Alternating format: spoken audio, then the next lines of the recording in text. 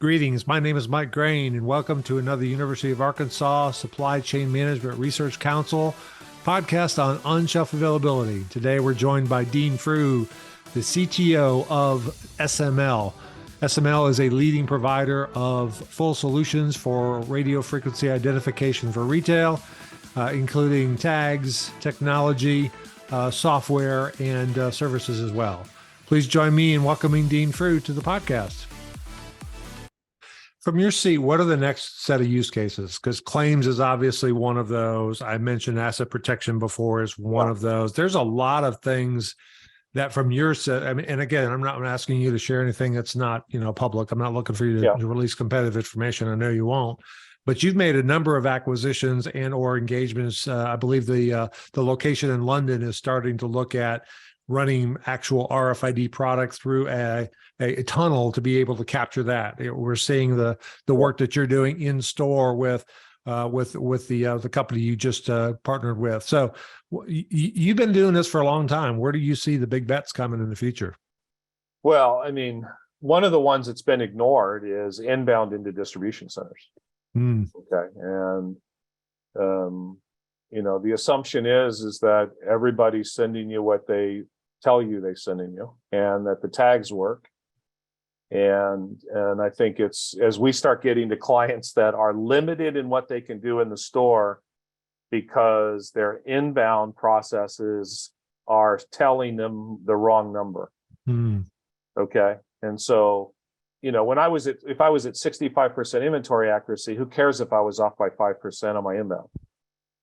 But when I'm at 98 and I'm trying to get to 99, that could be a big difference. Okay. I just saw Robert's note. It's at the case level, but case with the items on the inside is what I'm talking about. So we've got multiple projects around the world, some really big ones and there's other examples out there that have been publicized where, I think that's the next thing, Mike. If I was to pick one thing, it's the thing that would make the biggest impact in the whole industry is just having all of these DCs know exactly what they're receiving and make sure that all of the tags work on the stuff that they're getting coming in.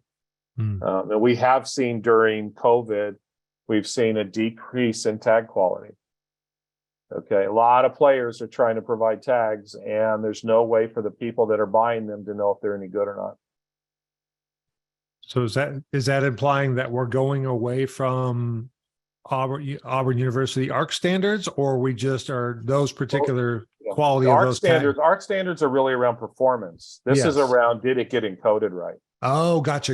All right. Okay. All right. So it's not the performance of the tag. It's did we encode it correctly, and does it have the right information? I've got one example where people are putting tags on product with the EPC logo and no RFID tag inside the sticker. That's a real example. Okay, so so it looks like it's a tag, it smells like it's a tag, but it's not an RFID tag. So we're going to continue to see shenanigans like that, and brands and retailers are going to become, as they become more dependent on accurate information, are going to be looking at, I think, some of those things for compliance checking. Yeah, and to your point, if you see it and it's a problem at the store, it's not been encoded correctly at the store, it's way too late. It's like trying to find a needle in a haystack, right? You got to catch it upstream in the supply chain. Obviously, that's the key to this thing. So catching it inbound at the DC at the latest would be certainly something would be valuable. Talk to us about what you can about any potential CPG suppliers that are using your solutions to make sure that what they're putting in a box destined to a potential retailer customer is the right stuff. How are you seeing that kind of playing out? I would say it's been a continued interest for years. The challenge is putting in place solutions in places that don't have a lot of technology is difficult. And I think that's why what we're seeing is brands and retailers moving toward the step before them, which is that DC, right? They can control the technology, usually has a lot of technology in it, even if it's just Wi-Fi and and some kind of a networking system. You can use handhelds, you can use tunnels, you can use things like that. So, I think going all the way to, we've got multiple projects where we're in at factories. Okay. I will tell you that it is difficult, even with local teams, to be able to work through some factories don't allow there to be public Wi-Fi, Wi-Fi at all in the factory, because they don't want people surfing on their phone. So again, there's just a little bit more headwind in doing factories. It's not a technology issue per se. It's do they have the infrastructure in place to be able to support it? So got it. And they're getting very little out of it. So I think what's going to happen is the inbound deployments are going to drive that technology upstream one step further, just like what we saw for Walmart when they held compliance on consumer packaged goods stuff. Yeah. There's this phenomenon in the CPG industry called the tipping point, which is when you have enough retailers asking to have things RFID tagged at source. At what point in time do you just say, I don't want to have two piles of inventory that's the same product, although this one's RFID tagged and this one's not? Let's go ahead and do that migration. And then Auburn quotes the number 60%. I think that's a pretty close approximation for when I was with Procter & Gamble. It's like, if we have that much coming in, let's just tag it all. Then people start to say, well, if it's all tagged from us, then what can we do with it internally? And I think that's one of the things that's definitely going to kind of play out. The other ones is, and I know that your team was at Auburn a few months ago when we had folks from the supplier community, specifically Hanes, talk about the incredible, we're all RFID tagged, yet our claims compliance is still on an upward trajectory. Why? Because we're not taking advantage of that yet. That claims thing, which is, Dean, I sent you 27 of those and you're claiming it. We have no argument today. Maybe talk a little bit about the role that RFID plays to ensure that is actually, you did receive it and here's how you did it. Yeah, I mean, we had a brand owner that their whole business case justification was getting rid of claims from Macy's. I mean, high six figures for a solution. And it was all about the fact that Macy's was doing a good job of looking at claims and charging significantly for that. And so I think it's a natural, if you start measuring something and doing it in a way that has integrity, then you have an opportunity of doing two things. One, giving someone the opportunity to fix it, and two, making them pay for the fact that it did impact your business. And right now what we're seeing is I would say that every one of our store deployment customers is now either already or in the process or thinking about the fact that this is an important issue. And whether they set up a profit and loss center to go after folks or not is a different issue. And that's, there's a whole spectrum of what people want to do with that. But I think in general, most of them just want people to tag the product and ship the product as they said they did. Yeah. Just a wild question. I've talked about this with a few people, but we'll go ahead and make this one public. Do you ever see us using item level and then eventually case level RFID as the official agreement that product actually got? Because your example of they shipped a bunch of socks, I'll make it up, socks that weren't encoded. Well, then we didn't receive those socks. So we're going to deduct for those. That puts pressure in the system to make sure that everything's coded correctly up front, et cetera, because if a reader in a retailer, we don't see it, we're not going to pay for it. Do you ever see it go into that level where you could actually potentially do? Yeah, I do, because the impact to the business of not having those socks tagged is non-zero. I mean, there is a direct impact that either somebody's going to have to tag them, or they're going to be invisible through the RFID process all the way through sale and loss prevention. Right. Yep. So completely switching gears, I've got a couple others. And by the way, if anybody else has any more questions, please forward them. I've got a couple more questions left. This one's a little bit out of the blue. I've been on some messaging threads with both some retailers in the United States and also some folks over in Europe. And I don't think this is a new topic, but it's an interesting one, which is if we have RFID systems and we have categories and departments and potentially, like in some cases, whole stores that are RFID tagged, why do we still go through a yearly inventory audit where we're counting every single pair of socks and every little thing that we've got? What's the roadmap to automate that? Because to me, that's like a yearly process that we do that's not done very well. And by the way, we're doing RFID at a weekly basis. So I would guess our inventory is much more accurate than it is on a once-a-year audit. Any perspective that you have on that? I mean, we've seen a spectrum of customers. We have what we are finding is the small to medium retailers are much more willing to go to their auditors and say, "Let me explain to you how this works." And we have one retailer that actually took their auditors into a store and did a count. And then they picked a category and they went and counted it by hand and realized it was dead on. Dead on. Okay. And so what we're finding is they have a better chance of making their RFID count on December 28th, their ledger for their balance sheet. Larger retailers, much more complicated.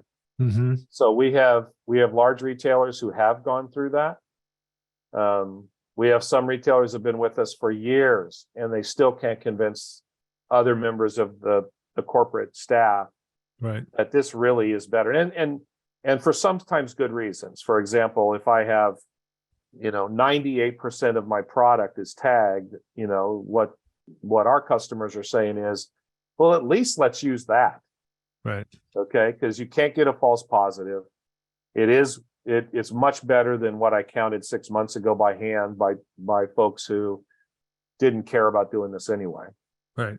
Okay. And so we're seeing success in the middle there. And then we have others that are like, I'm not even taking it forward, right? It's a career limiting move for me to get into somebody else's business. And I'm just not going to go there. So that's the spectrum we're seeing. And I think over time, it's a big cost.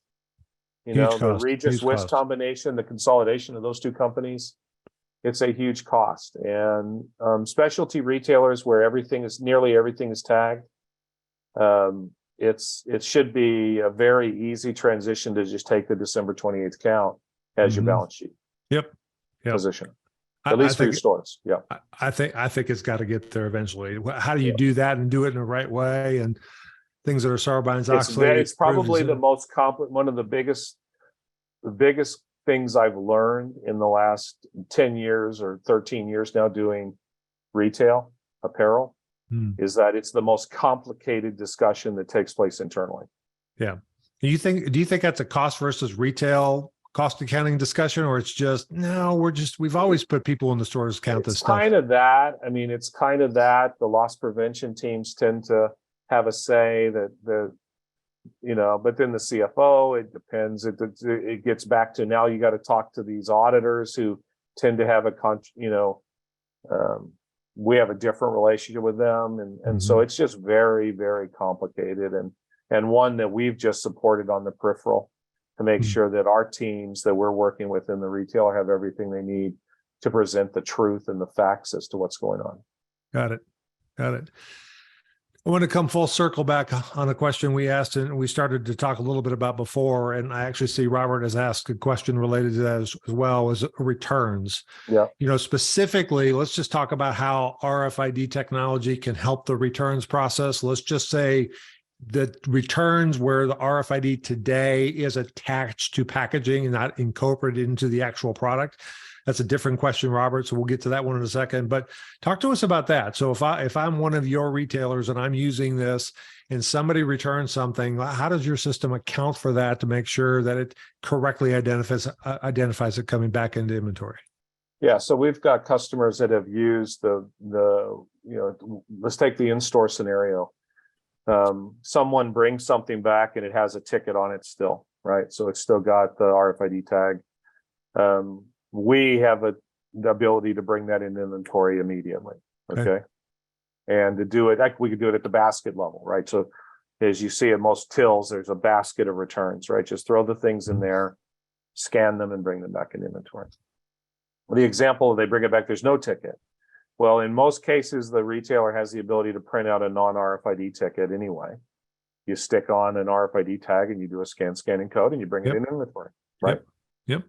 All of those events are captured. So if someone was looking at, if they were interested in that, they could have a BI report on what they returned. But nobody seems to be that interested in that right now, but it could be. The biggest thing that's going on right now that we see is mass returns in distribution centers. Huge problem. Okay.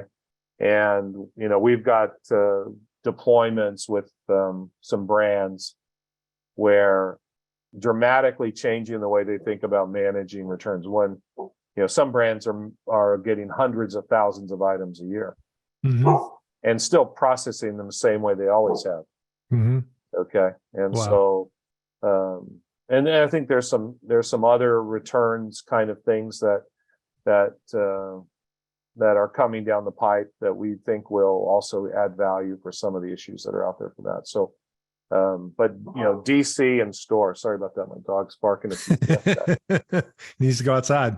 No, he wants to go eat the UPS guy because he's the UPS guy. Yeah, gotcha. Exactly. The Prime guys, they're showing up with those three boxes that two of them are your return. Okay. Exactly. So anyway, I think returns is something. The DC was really interesting to look at what these brands are having to do for returns. And again, think about understanding what it is and what grade it is to know if you can get it back in the market versus not. Most brands have covenants with their retailers about how many of the poor grade product that you can ship back to me. And there's no way of measuring that really other than by hand today.